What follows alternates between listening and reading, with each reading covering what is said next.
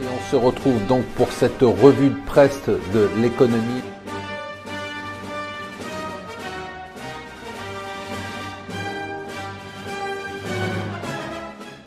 Bonjour et bienvenue sur Mon Financier pour la revue de presse de l'écho. C'est toujours, c'est pas The Apprentice, mais c'est le Fear Factor. Hein. Trump, c'est devenu le Fear Factor pour les marchés. Hier, on a eu quand même un sacré coup de mou. Alors, c'est pas la panique, c'est pas le crack, mais bon, on sent les marchés nerveux. Bon, il était temps quand même qu'ils se réveillent un tout petit peu avant les élections. Et si c'était possible, du coup, tout le monde réagit. Ce qui est le plus spectaculaire, j'ai été très surpris quand même, c'est la chute du dollar. Avec un euro qui est passé au-dessus de 1,11, le dollar yen qui s'est effondré, le yen qui joue à nouveau le rôle de valeur refuge, tout comme l'or qui est passé au-dessus des 1300. Bon, voilà, on a des mécanismes assez classiques de peur, les indices boursiers qui baissent, le dollar qui baisse et l'or qui monte. On est sur ces craintes, hein, bien évidemment, d'une victoire de Trump.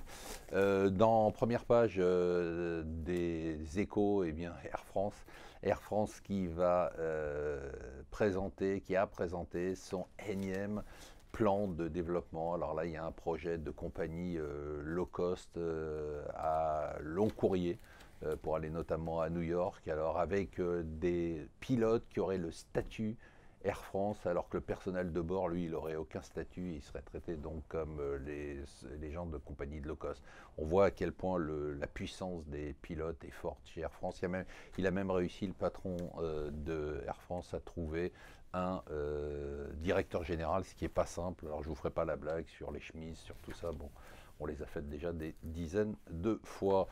Hier, l'autre événement, c'était la Fed, comme tous les mois, donc réunion de la Fed, rapport de la Fed.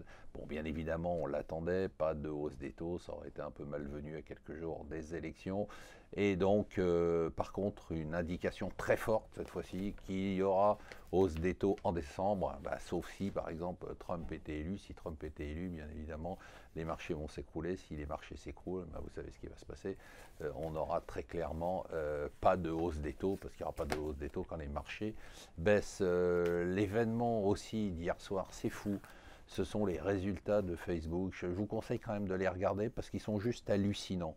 Alors que c'est des milliards de profits, des milliards de revenus, en gros 7 milliards de chiffre d'affaires, plus de 2 milliards de profits sur le trimestre, 2 milliards, une hausse de 156% du profit par rapport à l'année dernière, un nombre d'utilisateurs de 1,8 milliard dans le monde. Des chiffres qui sont juste totalement fous. Tous les chiffres, le chiffre d'affaires, le résultat et bien évidemment le chiffre du mobile. 84% des revenus de publicité de Facebook sont sur le mobile et les Échos nous rappellent que depuis hier, eh bien, il y a plus de gens qui vont sur Internet par le mobile que par leur ordinateur. C'est un basculement total et un basculement qui va s'accélérer. Le mobile, c'est devenu réellement l'accès privilégié à tout le monde de l'Internet.